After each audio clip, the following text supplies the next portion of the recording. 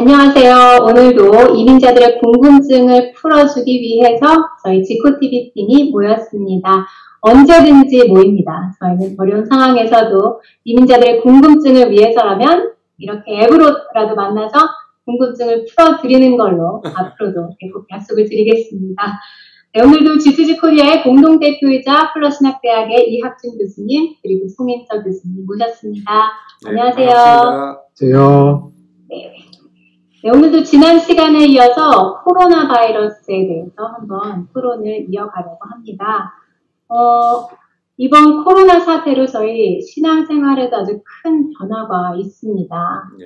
네, 사실 이 교회 예배가 중단된 거는 없었던 일이라고 하는데 일단 교회에 갈 수가 없잖아요. 저도 이렇게 교회에 가고 싶은데 못 간 적이 처음이죠. 네. 뭐 온라인 예배로 지금 뭐 전환되고 뭐 나름대로 어느 정도 이제 안정이 돼 가고 있는 걸로 이제 보여지고 있는데요. 이 코로나 바이러스 이런 그 전염병에 대해서 교회가 과거에 또 현재 또 미래에 어떻게 대응해 왔는가를 저희가 한번 시대별로 짚어보려고 합니다. 이 과거에 역사적으로 전염병을 교회가 어떻게 대응했는지, 잘 대응한 그런 사례가 있는지 교수님, 송 교수님께서 한번 말씀해 주시겠어요?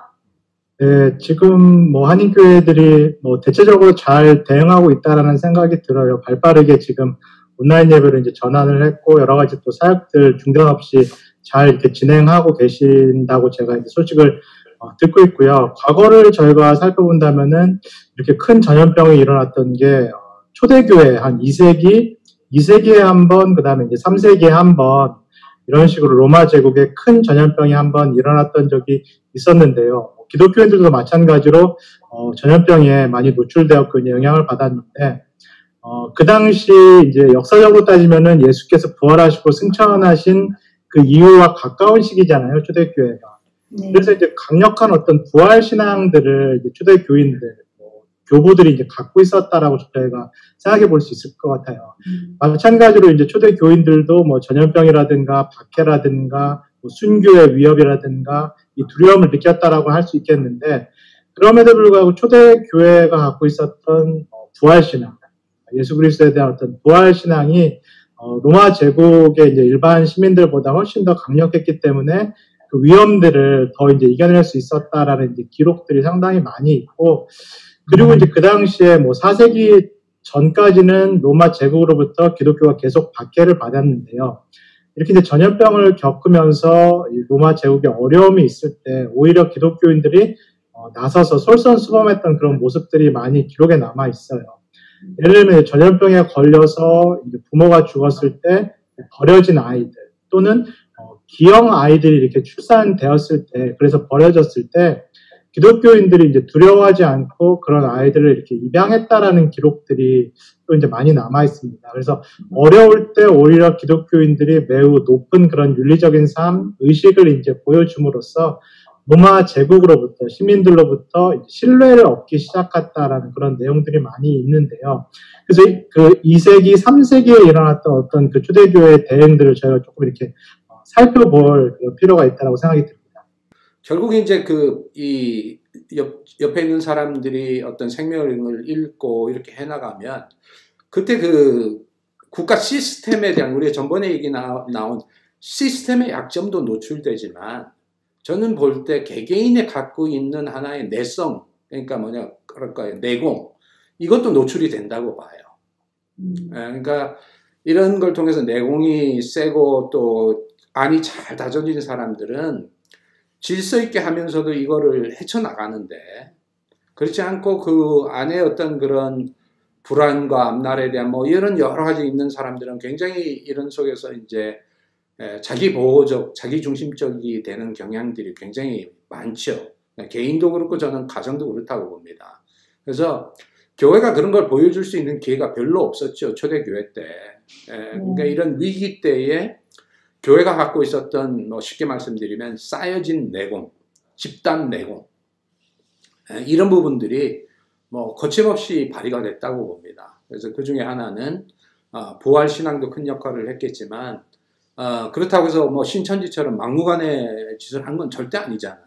그 인간이 어떤 그 죽음을 죽음으로 받아들여야 된다 하는 이건 하면서도 결국 뭐냐면 이제 공적 정신을 가졌던 거죠. 자기 집단만 하려고 하는 게 아니라 오히려 이런 걸 통해서 어떤 그 자기가 갖고 있는 힘을 이웃들과 돌봄을 통해서 물질이 크지 않더라도 결국은 뭐냐면 돌봄과 어떤 관심에 이런 걸 통해서 나누는 걸 통해서 제가 볼 때는 그 교회가 갖고 있는 신앙의 저력들이 유감없이 발휘됐다고 보고요. 그리고 우리 한국 초대교회도 그 비슷한 역할을 했습니다. 언더우드 선교사님이 한국에 들어왔을 때만 하더라도 그 포교가 금지되어 있는 때였어요. 그래서 이분이 광해원에서 1년인가를 뭐냐면 간호원을 했다고요. 일부 그걸 배워와서 약한 사람들을 도우고 있었는데 그때 이 콜레라가 돌았거든요. 한국 전체에. 그래서 뭐 산 사람들도 자기 가족 버릴 때, 그리고 고아들 생길 때, 그때 그 고아 중에 한 명이 이제 김규식 박사, 우리 저 임시정부의 어떤 그 부통령까지 하시고 이런 이분인데 이분이 결국 언더우드 가정에 그 양자로 입양이 됩니다. 이런 부분들이 굉장히 우리 한국 사회에 엄청난 역할을 던지면서 그때부터 포교 금지가 없어지는 거예요. 포교의 자유가 주어지는 겁니다. 그래서 지금 이따 얘기 나오겠지만 사실은 이런 엄청난 국가적 위기, 특별히 질병과 관계된 이런 위기는 정말 교회가 갖고 있는 어떤 그 DNA가 제일 잘 발휘될 수 있는 때가 아닌가 저는 그렇게 생각해요. 이번 코로나 사태에서 교회들이 대처 방식이 어떠했는지 한국에서는 사실 뭐 물 건너서 저희는 기사로만 접하기 때문에 부정적인 기사들도 많이 있었어요. 물론 신천지만큼은 아니었지만 예배를 포기하지 못한 교회들이 확진자 수를 늘리고 이런 경우들이 몇 있었거든요. 어떻게 주로 대응 방식이 지금 괜찮은 성향인지 어떻게 생각하시나요? 네, 전반적으로 아까 말씀드린 것처럼 뭐 발빠르게 잘 적응하고 뭐 온라인으로 전환하고 이런 부분에 있어서는 잘하고 있다라는 생각이 들어요. 근데 이혁준 교수님께서 방금 말씀하신 것처럼 이렇게 위기 때 어떻게 보면은 교회가 이제 갖고 있는 그런 힘, 내공을 이렇게 보여줘야 될 어떤 그런 시점인데 교회가 갖고 있는 이민교회들 좀 마찬가지일 것 같아요. 한국에 있는 교회들도 좀 마찬가지일 수 있다라는 생각이 드는 게 이 공동체로서의 어떤 영성은 좀 약하지 않는가라는 생각이 들어요. 초대교회와 이 부분이 조금 차이가 난다라는 생각이 드는데요. 초대교회는 정말로 이제 공동체가 한 가족이라는 어떤 그런 정신이 있고 심지어는 이제 자신의 어떤 소유물까지도 나눌 수 있는 어떤 그런 끈끈한 공동체 정신이 있었는데 오늘날 뭐 한국에 있는 교회도 그렇고 이민교회를 바라봤을 때 너무 이렇게 신앙이 이렇게 개인 중심적이지 않은가, 사사화된 측면이 강하지 않은가 그런 생각을 하고 있어서 개개인의 어떤 문제 해결에는 저희가 빠르고 집중을 하는 반면에 원래 초대 교회가 갖고 있었던 정말 우리 교회 구성원 또는 교회 구성원 너머의 이웃들의 어떤 삶을 이렇게 돌아보는 데 있어서 한인교회가 지금 조금 잘 대처하고 있는가 그런 부분들은 글쎄요 조금 더 생각해 봐야 될 것 같아요. 예. 전번에 에피소드 할 때 그래 이제 우리 한인교회들이 그래도 정부의 명령이나 어떤 행정 지침을 잘 따르고 그리고 또 협조를 하고 뭐 그런 부분에 긍정점이 있었잖아요. 근데 지금 코로나 대치 방법을 보면서 이제 제가 느끼는 것 중에 하나는 우리 한인교회들이 근데 한국교회도 마찬가지라고 봅니다. 뭐냐면은 그 지역사회하고 연관성이 굉장히 약해요. 그러니까 이민교의 경우에는 물론 언어와 문화의 차이 때문에 이제 어쩔 수 없다 이렇게 생각하고 그것이 뭐 내려온 지가 참 굉장히 몇십 년이 넘었죠. 제가 지금 말씀드리는 그 이민교회의 어떤 그 지역성이 약하다는 것, 그러니까 주변과 관계를 잘 맺지 못한다는 이 얘기는 제가 이민 온 초기부터 지금까지 있어 오는 얘기입니다. 이건 뭐냐면 이민교회가 섬으로 존재한다는 얘기예요. 예. 가교로 존재하는 게 아니라 섬으로 존재하는 거예요. 근데 이민교회 문제점은 뭐냐면 지역 선교보다 뭘 많이 하냐면 해외 단기 선교를 많이 하니까. 그러니까 지금 이런 코로나 위기 때는 무슨 DNA가 필요하냐면 이 지역성의 DNA가 필요한 거예요. 지역성에. 그래서 뭐 우리가 아는 것처럼 성육신처럼 그 교회는 항상 인바디 돼야 되거든요. 그러니까 뭐냐면 몸으로 그 지역 속에 몸의 한 부분이 돼야 되거든요. 그래야만이 교회가 갖고 있는 그게 이루어지는 건데 섬이 되어다 버리다 보니까 그래서 저는 한국의 신천지나 지금 그 미국에 있는 일부 보수 교회들이 뭐 행정명령도 안 따르고 자기들끼리 모여서 확진자 만들어내고 또 한국에도 그런 교회들이 있지 않습니까? 그게 무슨 멘탈리티냐면 저는 바로 그게 그 섬 멘탈리티라고 봐요. 너무 오랫동안 섬에만 갇혀 있으면서 그리고 그 중심에 뭐가 있냐면은 그 아이러니하게도 그냥 예배. 그러니까 그 예배가 세계의 전부고, 예. 그 세계는 그냥 교회로 끝나고 이해되시죠? 그리고 타인하고 관계하는 거는 전부 전도의 대상이고, 그러니까 저기에서 건져서 이 섬으로 데려와야 되는 거야. 이 교회 안에 그 안에 넣어야만이 구원된다. 이렇게 생각을 하니까 이런 코로나처럼 정말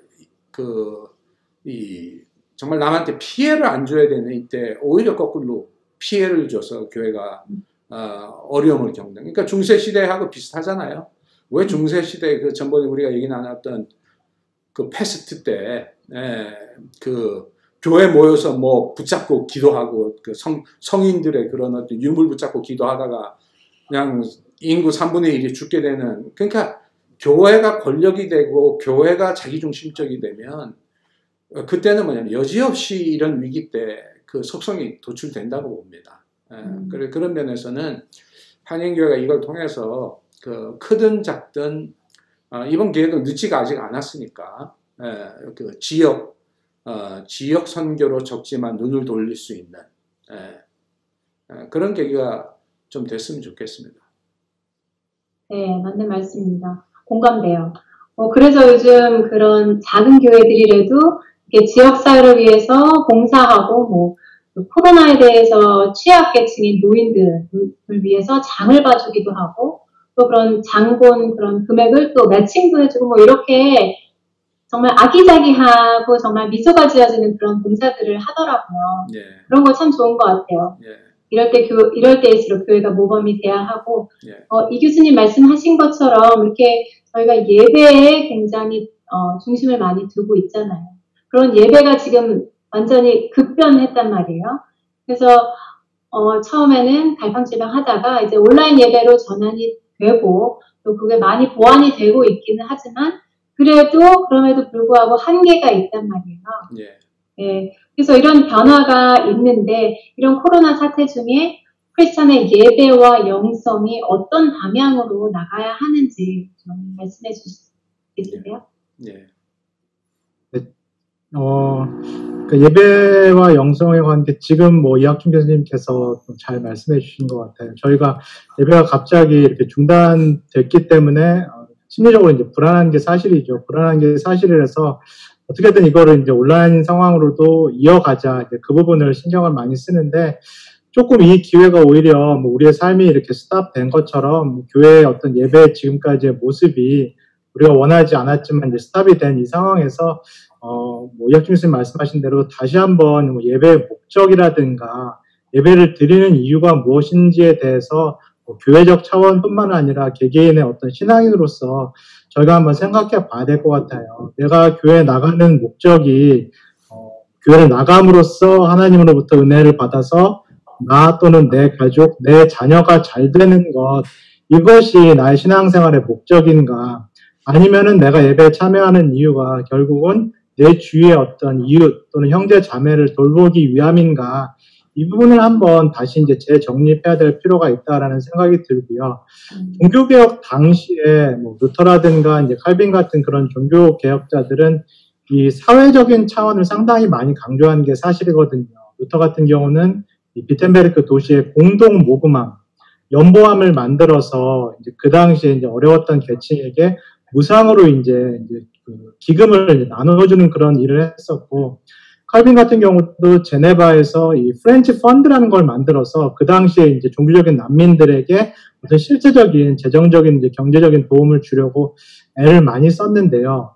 저희가 이제 개신교가 이 종교개혁 정신의 뒤로 있는다라고 이제 얘기를 한다면은 조금 그런 어떤 사회적인 문제, 그리고 특별히 이 코로나 사태에서는 제일 현실적인 게 재정적인 문제인데요. 이 재정적인 문제에 있어서 성도들이 겪는 문제 또는 이 이웃들이 겪는 문제를 어떻게 교회가 도움을 줄 수 있을까, 그런 부분에서 조금 논의를 해보면 좋지 않을까라는 생각을 개인적으로 해봅니다. 코로나 이전에도 우리가 몇 번 얘기했지만 지금 이 시대에 교회가 굉장히 방향성을 혼란을 겪고 있는 시대입니다. 왜냐하면 젊은이들은 교회를 떠나가고 이 종교를 대체할 수 있는 재미와 이런 것들이 너무너무 유튜브 방에서 많아지고, 그래서 점점 더 종교를 안 갖는 사람들의 숫자가 모든 곳에서 늘어나는 이때에 교회가 이런 코로나 바이러스를 겪으면서 교회의 그 생명과 보루와 같은 예배마저도 그만둬야 되는, 잠시 그만둬야 되는 이때 심각하게 우리는 왜 존재하고 하나님이 인류에게 교회를 주신 이유는 뭔가 하는 이 부분들을 아주 깊게 성찰해야 될 때라고 봐요. 그렇게 되어지면 제가 볼 때 신학자로 제가 굳이 말씀을 드린다면 교회는 모이기 위해 존재하는 게 아니거든요. 오늘 시대는요, 모이는 게 뭐냐면 집단성이고 조직성이고 경제성입니다. 모여야 경제성이 생기고 헌금이 생기고 거기에 집단의 운동성이 생기고 활동성이 생기면서 교회가 존재해 나가는데, 교회가 모일 수 없다면 교회는 뭐 때문에 존재하는가? 이 질문을 한번 던져본다면 교회가 우리도 모르게 갖게 된 이기성들, 집단 이기성들을 좀 깰 수 있는, 우리만을 바라보고 우리에게 천착해 있는 눈들이 위기일수록 자꾸 자기를 부여잡는 여기에서 한 발짝 벗어나서 초대교회 교인들이 가졌던 것처럼 말 그대로 핍박을 당할 때는 교회가 주인이 아니거든요. 교회가 살려주는 게 아니에요. 핍박받을 시될 때는 하나님이 살려주시는 거지. 왜냐하면 국가 권력이 교회 권력보다 크니까, 우리가 몸으로 겪는 것에서는. 그러니까 그런 면에서는 제가 볼 때 이번 코로나 바이러스를 교회가 한편으로는 그 조직으로서의 교회, 인간이 만든 조직으로서의 교회의 그 측면의 한계와 리미테이션을 분명하게 받아들이면서 조금 깊은 차원의 교회가 존재해야 될 이유들을 다시 찾아내고, 그렇게 되어지면 제가 볼 때는 이웃을 향해 눈이 열릴 수 있는 하나의 계기가 될 거라고 봅니다. 그거 아니고는 전 볼 때 뭐냐면 이 형태로 가면 교회는 계속해서 자기 집중성, 자기 거울만 들여다보다가 어느새 자기의 정체성마저 잃어버리는 좀 그 방향으로 가지 않을까, 좀 그런 걱정을 많이 하게 되네요. 이 코로나 사태를 맞아서 교회들이 이제 뭘 해야 될지 아직은 우왕좌왕하고 있을 것 같기도 해요. 물론 작은 실천을 시작한 교회들도 있지만 일단은 온라인 예배를 셋업하고 이러느라고 굉장히 분주하고 또 정신이 없고, 이제 그거나 겨우 이제 조금 할만하고 약간 그런 상황인 것 같아요. 근데 이제 조금 안정이 됐다면, 또 이 사태가 언제까지 아직은 지속이 된다면 어떤 일들을 하면 좋을지 구체적인 그런 방법들을 한번 제시해 주세요. 지금 뭐 상황이 개인도 어렵지만 교회도, 특별히 한인교회 같은 경우 많이 재정적으로 어렵다는 걸 저희가 다 이해하는데요. 오히려 이런 상황에서 앞으로 교회 재정을 조금 어떻게 사용할 것인가, 저는 이 부분을 교회가 좀 고민해야 된다라는 생각이 들어요. 한인교회가 이제 장로 교단에 속한 교회들이 많은데, 장로 교단에서 칼빈의 어떤 사상을 많이 이제 받아들이고 있는데요. 칼빈이 이제 기독교 강요에서 주장한 내용은 교회 재정의 최소 50%를 구제를 위해서 사용하라라는 그런 제안을 했거든요. 교회가 쓰는 돈의 절반 이상을, 최소한 절반 이상을 구제를 위해서 사용하라라고 이제 강조를 했는데, 한인교회가 실제로 이 교회 예산을 어떻게 사용하고 있었는지 지금까지 그 부분을 한번 다시 돌아보는 시기가 됐으면 좋겠고, 특별히 이제 구제를 위해서, 교회 안팎의 구제를 위해서 재정을 몇 % 정도나 사용하고 있는지를 한번 이렇게 생각해 보는 것도 도움이 될 거라는 생각이 들어요. 저는 지금 이제 PCUSA 이제 미국 교단에 속해 있는 미국 교회 이제 장로로서 섬기고 있는데, 저희 교회 같은 경우에는 매주 월요일 날 푸드 팬트리를 하고 있어요. 음식을 무료로 나눠주는 그런 일을 하고 있고, 지금 코로나 사태 때문에 매주 뭐 400개 이상의 지금 가방을 지금 이제 만들고 있거든요. 그래서 저희 교회는 작은 교회인데 한 50명 모이는 그런 작은 교회인데, 뭐 재정이라든가 인력이라든가 이런 것들을 이제 집사 직분자들을 중심으로 해서 이 푸드 팬트리에 많이 지금 투입을 하고 있는 어떤 그런 상황이에요. 그래서 한인 교회들도 물론 지금 재정적으로 너무 어려운 거를 이제 저희가 잘 이해하는데요. 앞으로 교회 재정을 어떻게 사용할까, 이 부분을 좀 저는 고민해 보면 좋다 생각합니다. 예. 네. 우리 한인교회들도 제가 뭐 노숙자 선교 이렇게 하시는 분들도 많잖아요. 좀 여기저기 있고 하는데, 좀 조직적으로 이웃의 구제와 또 이웃과의 관계, 특별히 지역사회 이웃, 그런 어떤 멀리 떨어져 있는, 거기도 중요하지만 지역사회 이웃들하고 평소에 항상 가까이 갈 수 있는 사역들을 만들어내는 게 제가 볼 때 참 필요하다고 보고요. 제가 아는 그 샌프란시스코 지역 쪽에 그 우리 플로하고 관계된 그 흑인 목사님의 경우에는 이렇게 미국의 뭐 MSNBC 이런 데도 나오신 분이에요. 근데 이분이 뭐를 시작을 했냐면은 그 우리 쓰는 마스크 있지 않습니까? 이게 마스크 모으기 운동. 그러니까 그 뭐냐면 도네이션 하면 그 마스크를 해가지고 특별히 노숙자나 가난한 사람들 중에 지금 마스크도 못 쓰는 사람들이 많다고요. 그래서 이분이 그 하고 있는 그 사역을 제가 봤거든요. 그래서 저는 생각할 때 아까 우리 이날의 아나운서님 얘기한 것처럼 교회에 이런 것들은 큰 뭐 많은 사람들이 필요한 게 아니니까 자원봉사자 중심으로 그 청년들 몇 명이라든지 아니면 운전하실 수 있는 몇 명들이 노인들을 이렇게 돌봐주면서, 그러니까 방문할 필요 없이 가서 그래도 얼굴이라도 한번 보고 음식이라도 하나 전해주고 오고 하고, 뭐 또는 푸드 딜리버리 해준다는 이런 조직화를 통해서 움직이면 그건 뭐 40명 모이는 교회도 할 수 있는 거잖아요. 예. 그리고 다른 하나는 액수에 상관없이 제가 생각할 때는 그냥 5불 10불이라도 이 마스크라든지 또는 그 푸드 팬트리, 지금 뉴욕 같은 경우에는 뭐 차가 정말 그 푸드 팬트리에 음식 받기 위해서 몇십 마일을 서 있어요. 뭐 사진 보셔서 아실 거예요, TV에. 그러니까 지금 그 정도로 살기 힘들다고요. 예. 미국의 부익부, 빈익빈의 이 차이가 너무 지난 한 30년 동안 깊어지고, 그리고 그 의료시설뿐만 아니라 모든 그 공공 영역에 투자해야 될 돈들이 다 기업으로 가버렸어요, 결국은. 그래서 지금 취약하고 거기에 지금 이제는 뭐냐면 정말 차라리 내가 굶고 이렇게 있느니 코로나 바이러스 걸리는 게 낫겠다 해서 나 나가서 일하겠다는 사람이 있을 정도로 그렇게 열악한 분들이 많을 때에, 제가 생각할 땐 교회가 우리 한국 국민들이 옛날에 금반지 모으기 했잖아요, IMF 때.